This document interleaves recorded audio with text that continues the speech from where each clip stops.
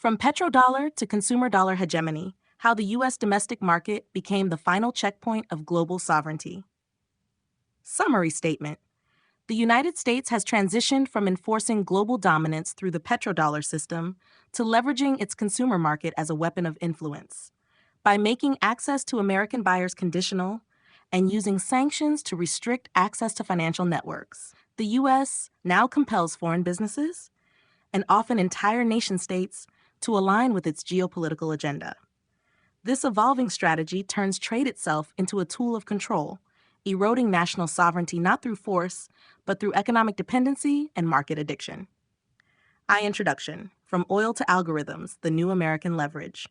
For decades, the foundation of U.S. global power was built on the petrodollar, a system in which oil-producing nations agreed to price energy in dollars, ensuring a near-universal demand for U.S. currency.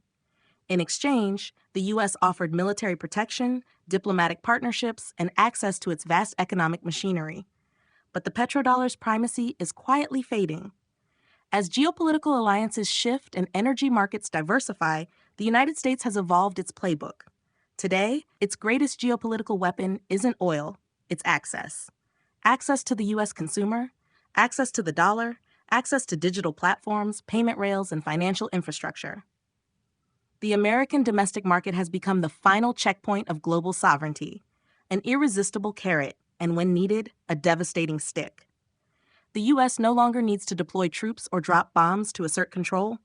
It simply needs to offer or threaten to withhold economic oxygen. Through a network of incentives and dependencies, it binds foreign corporations to Washington's interests and divides governments from their own business elites. This is the rise of consumer dollar hegemony, a subtler, more insidious architecture of power. 2. Weaponizing demand, the power of the U.S. domestic market. The United States is home to the most lucrative, high-consumption economy on Earth. For exporters worldwide, access to the American consumer isn't just a goal, it's a lifeline. That demand, scaled across 330 million people with high purchasing power, turns the U.S. market into the ultimate gravitational force in global trade. But that access comes at a cost. What was once considered a neutral playing field, open markets, free trade, is now increasingly a tool of influence and coercion. If a government resists Washington's strategic preferences, it's not always that government which is punished, but it's corporations who risk losing access to the U.S. market. Over time, this dynamic splits foreign governments from their own economic base, forcing political leaders to bend or risk internal dissent from their most powerful domestic actors. Exhibit 1. Germany and the Iran nuclear deal. In 2018, then-President Donald Trump unilaterally withdrew the United States from the Iran nuclear agreement, JCPOA, even as Europe, particularly Germany and France, sought to uphold the deal. In theory, European sovereignty was intact. The EU reaffirmed its commitment to the agreement, but in practice, German corporations sided with Washington. Major firms like Siemens and Daimler quickly pulled back from their operations and investments in Iran, not because Berlin told them to, but because continued engagement with Iran risked losing access to the U.S. market. In a 2024 speech in China, economist Yanis Varoufakis cited this as a clear example of how foreign business elites are functionally governed by Washington's preferences, not their own elected officials. Access to U.S. demand trumps domestic policy sovereignty. Exhibit 2. France and the 2025 Macron rejection. Fast forward to 2025. French President Emmanuel Macron, seeking to bolster French strategic autonomy and reduce dependence on the U.S., reportedly urged top French firms to begin divesting from American holdings and partnerships. The response? Blunt and unified rejection. According to French media and multiple business sources, France's leading corporate figures told Macron to get stuffed. Their position was clear. Their stakes in the U.S. market were too important. Political rebalancing would not come at the expense of revenue. This wasn't a polite disagreement. It was a direct corporate override of political leadership. Once again, U.S. market access functioned as a tool of internal division, this time within a core European ally. Across both cases, the pattern is unmistakable. The U.S. doesn't need to directly pressure foreign governments. It only needs to let their business class know what's at stake. and the business class will do the rest. This is the quiet genius of consumer dollar hegemony. It makes the most powerful foreign entities dependent on American demand and turns them into reluctant enforcers of U.S. geopolitical will. Section 3. Economic hostage-taking via sanctions and financial choke points. While market access seduces, sanctions enforce. When persuasion fails, the United States can escalate from economic incentive to economic siege. Unlike military action, sanctions don't leave rubble in their wake, but they can quietly destroy economies just the same.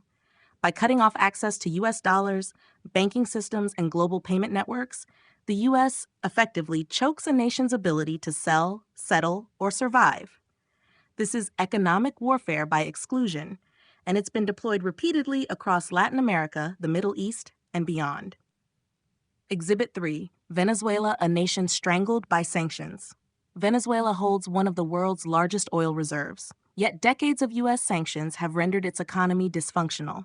In 2019, Washington imposed sweeping restrictions on Venezuela's state oil company, PDVSA, effectively freezing it out of global trade. By 2025, Venezuela's oil exports had dropped by over 11%.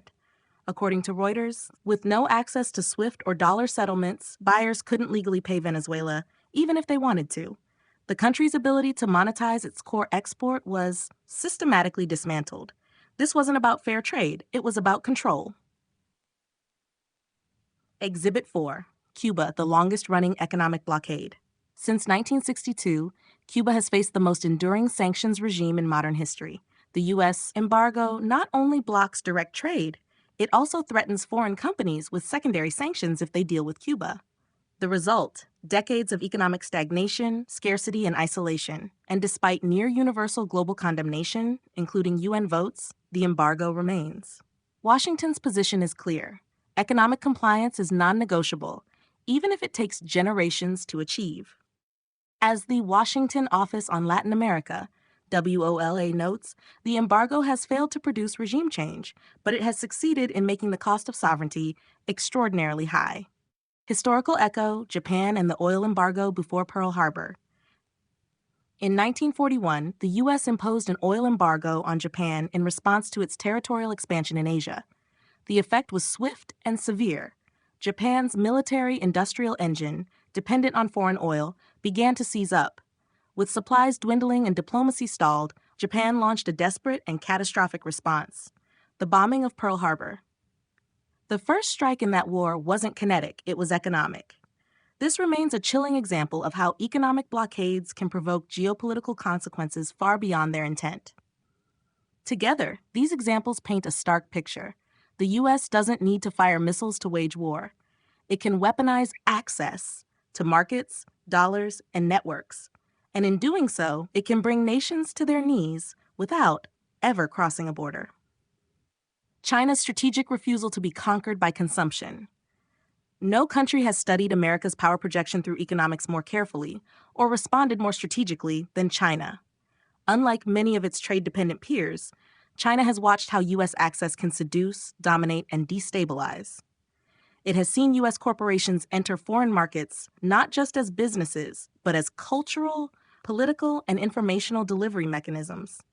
It has seen how sanctions and dependencies can erode sovereignty, and it has drawn a line.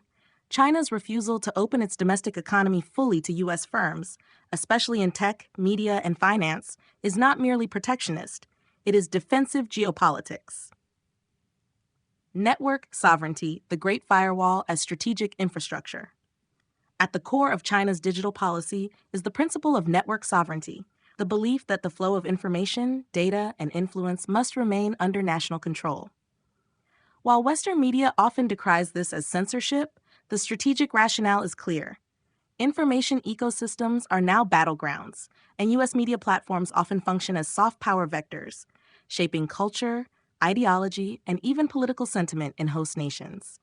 By walling off platforms like Google, Facebook, and Netflix, and instead nurturing domestic alternatives like Baidu, WeChat, and Bilibili, China has created a parallel tech ecosystem, one impervious to American narrative control. This is not isolation, it's sovereignty by design. Why China fears the Trojan horse of free trade. Opening its market to U.S. tech and media firms doesn't just threaten Chinese companies, it threatens China's entire social fabric and political stability. Consider the risk matrix. Media companies can influence public opinion and ideological alignment. Tech platforms can extract data, shape behaviors, and undermine digital autonomy. U.S. capital can absorb or redirect entire sectors through M&A and passive ownership. For China, allowing this kind of access would be akin to letting a geopolitical rival embed inside its core systems. Just as Europe was divided internally by U.S. market leverage, China sees that same potential fracture, and it refuses to play the same game. Reciprocal tariffs as a strategic defense. When the U.S. imposes blanket tariffs and demands reciprocal access, China doesn't just see economic aggression, it sees an opening gambit to weaken domestic resistance. By forcing China to allow U.S. firms into its protected markets, the U.S. would create internal dependency, corporate division, and political fragmentation. That's why China resists, not because it's anti-trade, but because it understands the deeper cost of asymmetric exposure. In short, China is not fighting to close itself off. It's fighting to stay uncaptured. It has seen what happened to Germany, to France, to Latin America. It knows that the real empire isn't enforced by troops or tariffs. It's built on addiction to American demand and infiltration by American firms. This content is brought to you by Bobby Giggs. Promote your brand here and reach a wide audience across platforms like YouTube, Instagram, and Facebook. Follow the links in the description to get started. The two-pronged strategy of hegemony. The brilliance of the U.S. model is not that it forces domination, but that it makes you choose it. And once you do, it becomes incredibly hard to leave. This is the essence of what we're calling consumer dollar hegemony, a two-pronged strategy where the U.S. achieves global influence by simultaneously creating economic addiction abroad and embedding itself deep inside foreign systems through corporate and financial penetration. Let's break it down. 1. Export addiction, hooking the world on U.S. demand. Foreign countries, especially manufacturing powerhouses like China, Germany, and Japan, have built their entire export strategies around access to the U.S. consumer. Once inside the American market, their corporations grow, scale, and become reliant on that cash flow. But with that access comes vulnerability. If a nation diverges politically, its business elite face devastating loss. If companies defy Washington, they risk losing distribution, contracts, or even dollar clearing access. Over time, corporations internalize Washington's incentives, and their national governments become functionally subordinate to foreign demand priorities. This is what we saw with Germany and France, and it's why the U.S. doesn't need to topple governments, it just needs to set the price of disobedience. Import infiltration, using U.S. firms to enter and influence. While foreign companies are trying to sell into the U.S., American corporations are doing the opposite, expanding into every major foreign market, often under the banner of free trade or innovation. But these aren't just companies, they're vehicles of cultural export, Disney, Netflix, YouTube, data control, Google, Meta, Amazon Web Services, financial colonization, BlackRock, Vanguard, JP Morgan, narrative dominance, U.S.-funded NGOs, think tanks, media partners. By embedding themselves into the daily lives, finances, and infrastructures of foreign nations, U.S. firms create dependence and leverage. The local population consumes their products, relies on their platforms, and becomes tied into systems that ultimately answer to U.S. jurisdiction. This is not trade, it's architecture. Trade used to be about exchanging goods. Now it's about embedding systems, economic, digital, legal, and ideological. The U.S. trade apparatus no longer seeks mere profit. It seeks positional dominance. Create dependence abroad, exports. Create presence and control abroad, imports. Use access as leverage, use withdrawal as punishment.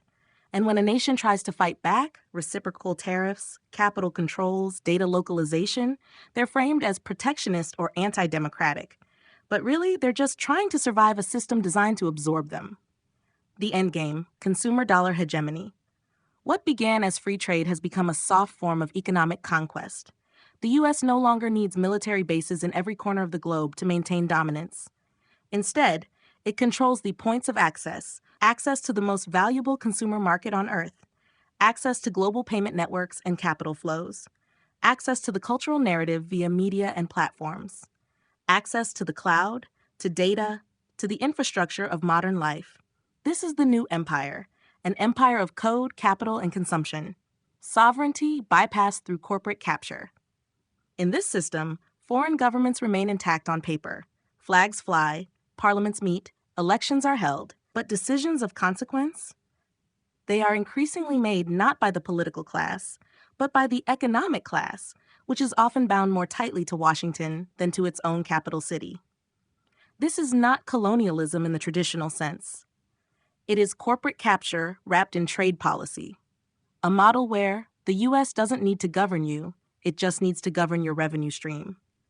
The state may set policy, but your business elite will enforce American priorities if that's what protects their access. A subtle empire built on economic gravity. The term consumer dollar hegemony isn't rhetorical, it's descriptive. It refers to the structure whereby 1. The U.S. dollar is still the default currency for trade and reserves. 2. The U.S. consumer is still default target for global exports. 3. The U.S. sanctions regime is still the enforcement arm of global discipline. 4. The U.S. tech and media stack is still the default cultural architecture of the internet. Put simply, to sell, settle, or speak globally, you must pass through U.S. systems. And those systems are not neutral. Why reciprocal tariffs threaten the system? This is why the U.S. is obsessed with reciprocal tariffs.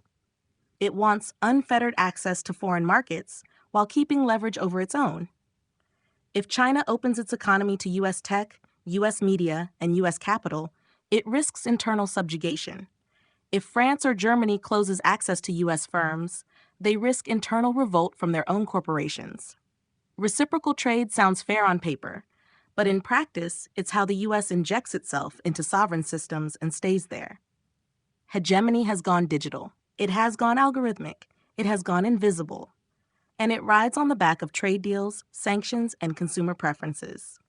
Conclusion: what comes after? The American empire no longer looks like Rome. It doesn't raise flags or redraw borders, it offers access, and it threatens to take it away. This is the consumer dollar empire, a system built not on conquest, but on economic gravity, digital presence, and financial enforcement. Its genius lies in its subtlety.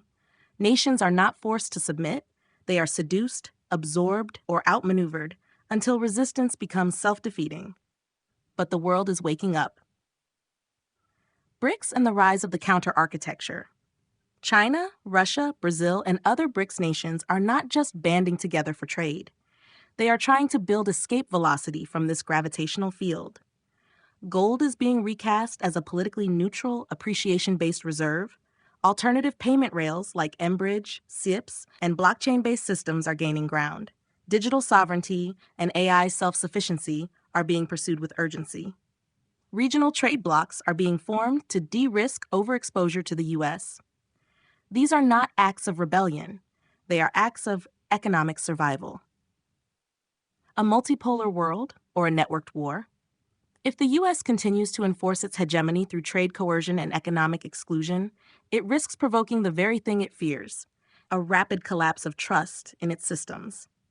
If enough nations walk away from the dollar, if U.S. treasuries are no longer the global risk-free asset, if platforms and markets go regional, then the very architecture of the American-led order could fracture. The danger isn't just a trade war. It's a world choosing parallel paths, where trade, finance, and data are split, not by ideology, but by sovereignty. In the 20th century, oil backed the dollar. In the 21st century, access backs the empire, but access is no longer a gift. It's a weapon, and the world is learning how to live without it.